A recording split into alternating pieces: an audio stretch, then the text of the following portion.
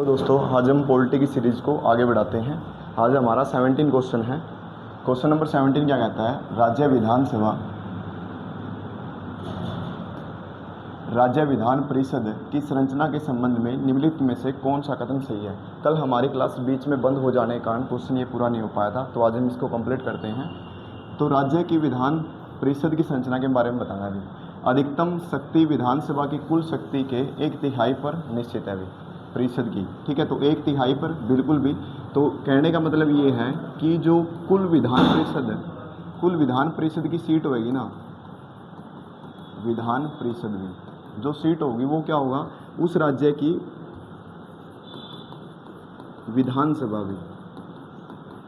विधानसभा का 1/3 से ज़्यादा नहीं हो सकती है, ठीक है। तो ये बात बिल्कुल सही है। नेक्स्ट क्वेश्चन कहा कि परिषद में न्यूनतम शक्ति 40 पर निश्चित है। तो विधान परिषद की किसी भी राज्य में 40 से कम सीटें नहीं होनी चाहिए भी, तो ये बात भी बिल्कुल सही है अभी, ठीक है। 5/6 सदस्य अप्रत्यक्ष रूप से निर्वाचित होते हैं, बिल्कुल सही है अभी। और 1/6 नामांकित होते हैं अभी, तो ये बात भी बिल्कुल सही है अभी। ऑप्शन डी क्या कहता है? राज्यपाल द्वारा की गई नामांकन न्यायालय में चुनौती दी जा सकती है, नहीं भी। यदि वो संविधान के कानून के तहत की नामांकन किया गया है तो वो न्यायालय में चुनौती नहीं दिया जा सकता, तो ये बात बिल्कुल गलत है। तो ए, बी और सी ठीक है अभी, तो ऑप्शन सी इसका राइट आंसर है, ठीक है। नेक्स्ट क्वेश्चन की तरफ बढ़ते हैं।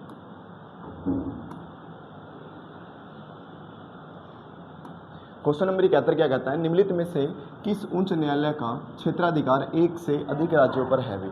तो किसका है? गुवाहाटी उच्च न्यायालय का। गुवाहाटी उच्च न्यायालय का किस किस पर है? असम पर है, असम पर, मिजोरम पर भी,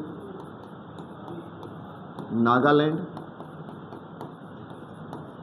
ठीक है, और अरुणाचल प्रदेश में। अरुणाचल प्रदेश में, ठीक है। एक से अधिक हो सकते हैं आर्टिकल 231 के तहत भी, एक से अधिक हो सकते हैं आर्टिकल 231 के तहत भी। जैसे हम बात कर सकते हैं हरियाणा और पंजाब भी। हरियाणा पंजाब का कहाँ पर है? चंडीगढ़ में भी, ठीक है। नेक्स्ट क्वेश्चन की तरफ बढ़ते हैं।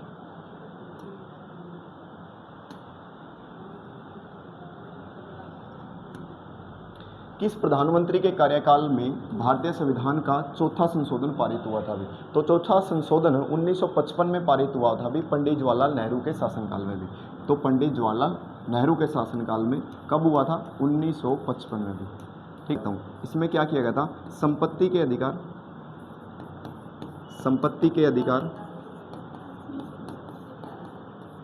ठीक है, और डीपीएसपी, ठीक है।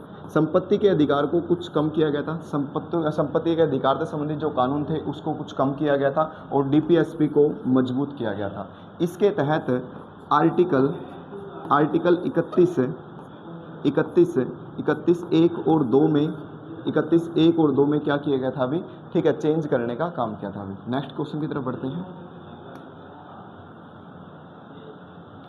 क्वेश्चन नंबर 73 क्या कहता है? क्वेश्चन नंबर 73 कहता है निम्नलिखित कथनों पर विचार करना हमें। अनुच्छेद 262 संसद को नदी विवादों के लिए अधिकरण स्थापित करने का अधिकार देता है। तो ये बात बिल्कुल सही बात है अभी। अनुच्छेद 262 ही कहता है कि संसद अंतर राज्य में जो जल विवाद से संबंधित मुद्दे होते हैं, ठीक है, उन पर क्या कर सकता है अभी, अधिकार स्थापित है उसको भी। दूसरा, सर्वोच्च न्यायालय को इससे अलग रखा गया है, तो ये बात गलत है, ठीक है। ये बात गलत है क्योंकि सर्वोच्च न्यायालय ऐसे विवादों में अपीलीय अधिकार क्षेत्र प्राप्त है, नहीं भी, उसको इससे अलग रखा गया है। इससे संबंधित कानून बन चुका है, कब बना था? 1956 में, ठीक है, ध्यान रखिए, ठीक है। तो इसका ऑप्शन एक ठीक है, तो केवल ओनली एक ठीक है। नेक्स्ट क्वेश्चन की तरफ बढ़ते हैं।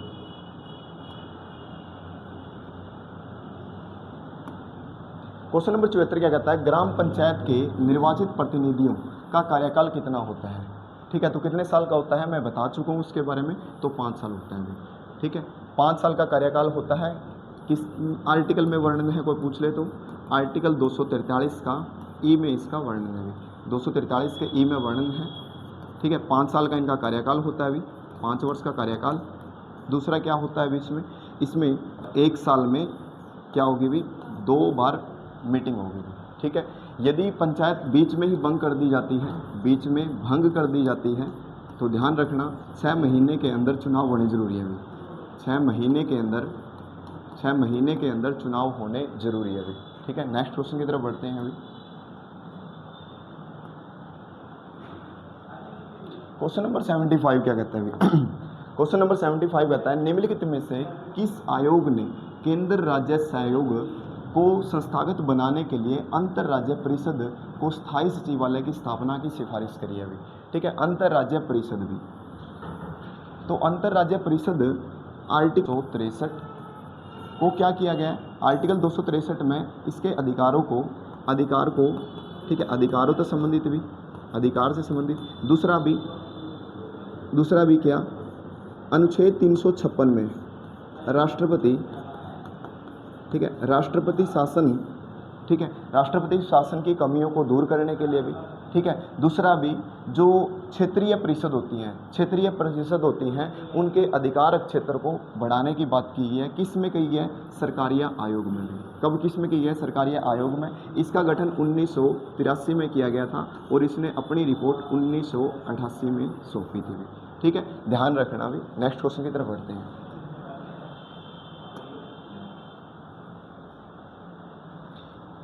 केंद्रीय गृह मंत्री एक क्षेत्रीय परिषद की बैठक की अध्यक्षता खालिस्तान अध्यक्ष के रूप में करते हैं, तो ध्यान रखना पदेंगे।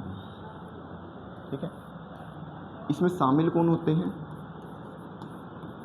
शामिल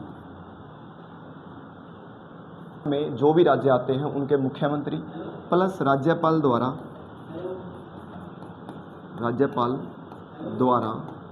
2 मंत्री नियुक्त किए जाते हैं।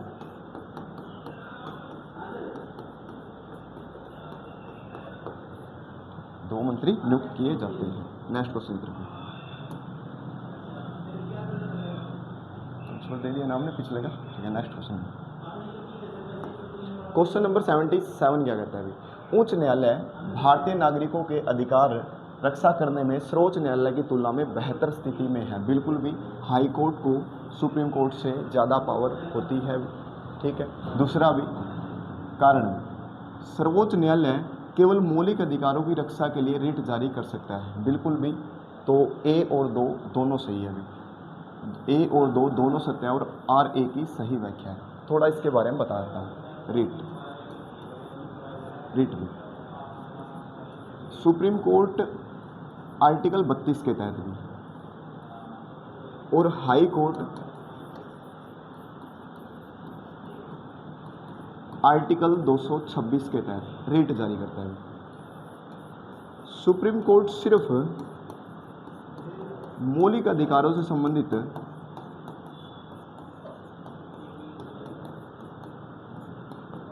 रिट जारी करता है,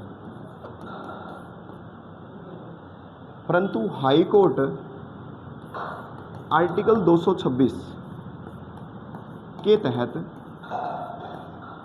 मौलिक अधिकार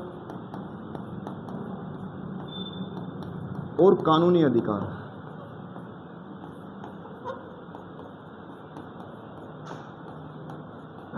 दोनों के लिए क्या कर सकता है? रिट जारी कर सकता है। तो ध्यान रखना, हाई कोर्ट को सुप्रीम कोर्ट से ज़्यादा पावर होती है रिट के मामले में।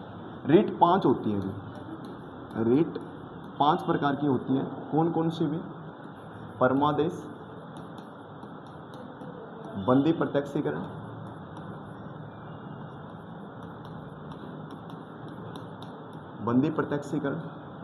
प्रतिषेध,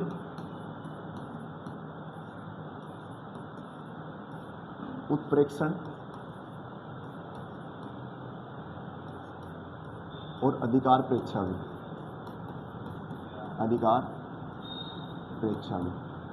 बंदी प्रत्यक्षीकरण, परमादेश, प्रतिषेध, उत्प्रेक्षण और अधिकार प्रेक्षा, ये 5 प्रकार की रीट होती है। अभी ध्यान रखें। नेक्स्ट क्वेश्चन की तरफ बढ़ते हैं।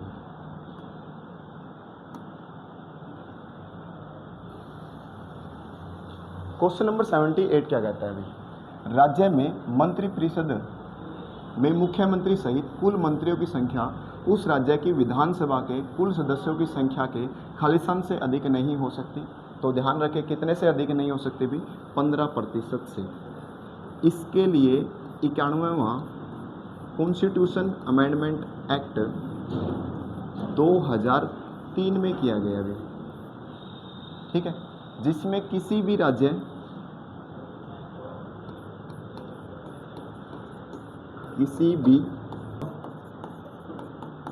आप लोकसभा भी कह सकते हो,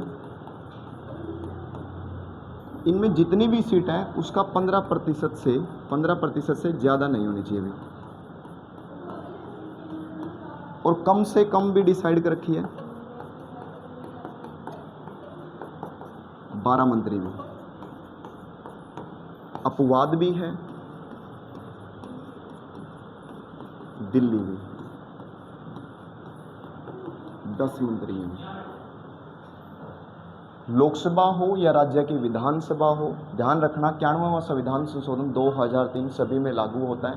वहाँ पर जितनी भी विधानसभा की सीटें हैं या फिर सेंटर में लोकसभा की सीटें हैं उसका 15% से ज़्यादा मंत्री नहीं हो सकते, और 12 मंत्रियों से कम मंत्री भी नहीं होने चाहिए। नेक्स्ट क्वेश्चन की तरफ बढ़ते हैं।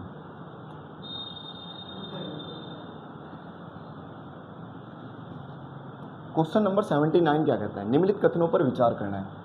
भारत में किसी राज्य की विधान परिषद का आकार उस राज्य की विधानसभा के आधे से बड़ा हो सकता है? नहीं हो सकता। मैंने कहा था विधानसभा का 1/3 से ज़्यादा नहीं होना चाहिए, तो ये बात गलत है। दूसरी बात, राज्य के राज्यपाल उस राज्य की विधान परिषद के अध्यक्ष नामित करते हैं भी? नहीं, ये बात भी बिल्कुल गलत है। अध्यक्ष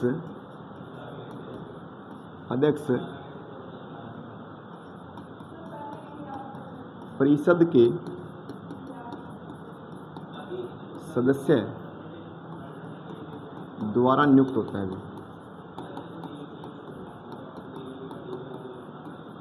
ठीक है। तो 1 और 2 दोनों बनते हैं। नेक्स्ट क्वेश्चन की तरफ बढ़ते हैं।